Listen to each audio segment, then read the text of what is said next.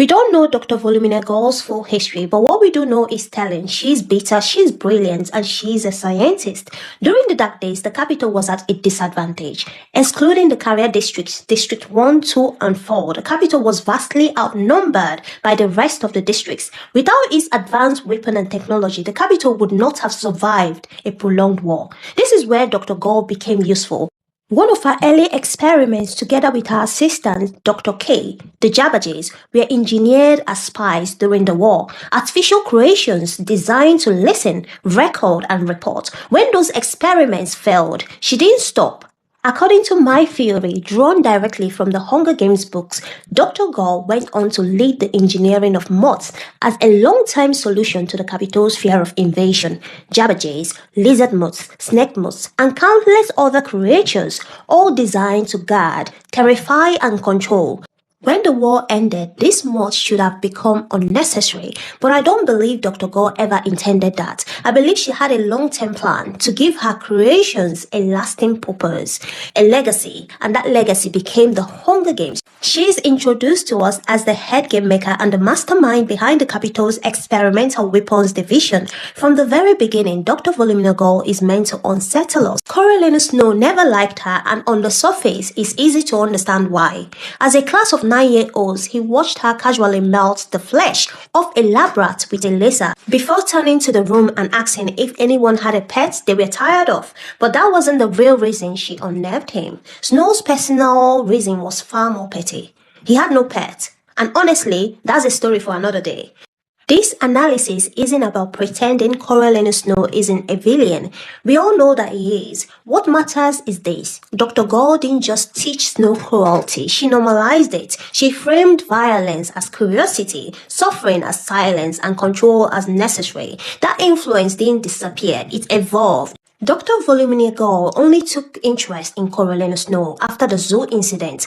Before that, he was just another student. Everything changed after his trip to the train station when he personally went to welcome Lucy Greybird. Snow didn't just escort his tribute, he rode with her, he spoke to her, and most importantly, he did it on camera. That footage made its way back to the capital, and when Dr. Gaul saw it, she saw potential, not because Snow was kind, but because he understood something crucial: how to present kindness as control. To Dr. Gaul, this wasn't compassion, it was strategy. Snow demonstrated that an enemy could be made acceptable, palatable, relatable.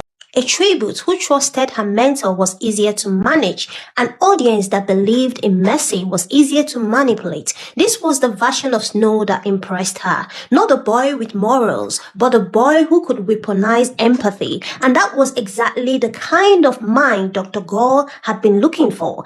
After this incident, Dr. Volumnia Gaul said to Coriolanus Snow, "You are good at games. Maybe one day you will be a game maker." She then immediately asked why he went into the cage. When Snow finally answered, his reasoning was revealing. He said he had been told the goal was to engage the audience, to get people to watch. So he asked himself how to reach them, go where the cameras are. And just like that, we see the origin of propaganda. Dr. Gaul responded with something even more telling. There is no Hunger Games without the audience. She then turned to Casca Highbutton and said, "This one took the initiative. He understands the importance of keeping the games alive." Dean Highbutton understood exactly what that meant. Everything Dr. Gaul had worked for would fail if no one watched. Without an audience, her experiments, her mutts, would be meaningless. Now think about the games themselves. There are several ways a tribute can die. They can kill each other, but that's unreliable entertainment if alliances form. They can start slowly dying together, which will be boring to watch.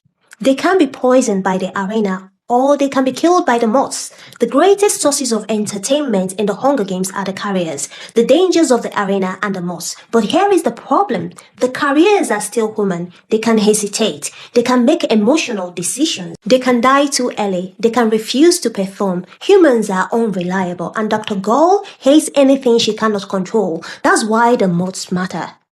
They are the Hunger Games' most dependable tool. They are Dr. Gaul's legacy, something that must survive no matter what.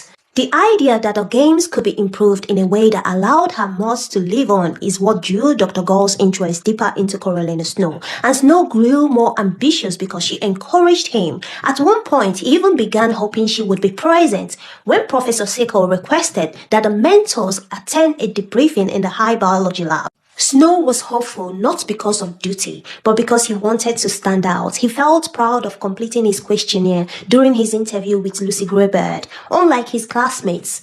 Even when Sejanus Plant openly questioned the existence of the Hunger Games and said he didn't want to participate, Dr. Gaul shut him down with a single line, "Not on your life, boy," meaning they had no choice but to play by her rules and be part of the experiment. To Dr. Gaul, Sejanus' compassion wasn't weakness, it was a requirement, because compassion keeps the games alive, and it is part of her twisted experiment.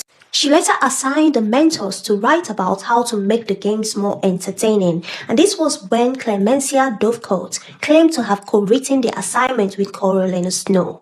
Dr. Gaul's response was brutal. She used the mutts on Clemencia, the same creatures designed for the districts, because Clemencia hadn't taken the assignment seriously. To Dr. Gaul, that unseriousness threatened the survival of her creations. I believe Dr. Gaul orchestrated the bombing of the arena itself, placing the blame on the districts as a twisted reminder of the war and a justification for the games. Before the 10th Hunger Games, she already had avoxes with animal modifications. She was altering genes, creating beings stronger and more terrifying, not just for the games, but for control. When the war ended, Dr. Volumnia Gaul wanted the capital to believe that war never truly stops. In my theory, her mutts were the reason. In one lecture, she asked Coriolanus Snow what should be done with their endless war. He answered that it should be controlled indefinitely through peacekeepers, strict laws, and constant reminders of who holds power, like the Hunger Games. This is how Dr. Gaul reshaped Snow's thinking. Fear became stability, control became peace, and war became permanent.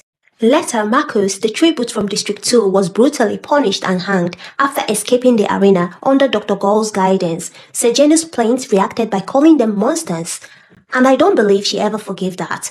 When Sejanus later entered the arena himself, Dr. Gaul sent Coriolanus in not because she cared about Sejanus' fate, but because she wanted to test Snow. She wanted to see how he would behave under real danger. Dr. Gaul called the experience transformative, an opportunity. She told Snow it proved how quickly civilization disappears. That fear pushed him towards constant self-preservation. Later, Snow reflected on what it was like to be in the arena, a place with no rules, no laws, and no consequences. His moral compass swung widely, fueled by terror, and this became part of him. When Coriolanus Snow betrayed Sejanus and reported their conversation to Dr. Gaul through the Jabberjays, Dr. Gaul's cruelty didn't allow her to inform Sejanus' parents. She wanted immediate consequences for him, and a path for Coriolanus that he could never return from. When Snow returned from District 12, Dr. Gaul referred to the experience as a vacation. From that point on, she became his tutor. Dr. Volumnia Gaul tested Coriolanus Snow's morality the same way she tested her mutts. Slowly, deliberately, and without mercy. She didn't just shape a president, she ensured her legacy lived on. For over 70 years, Dr. Volumnia Gaul lived on, even after her death through Coriolanus Snow, not as a memory, but as the true enduring villain of the Hunger Games. Thank you so much for watching. Please subscribe to my channel and see you next time.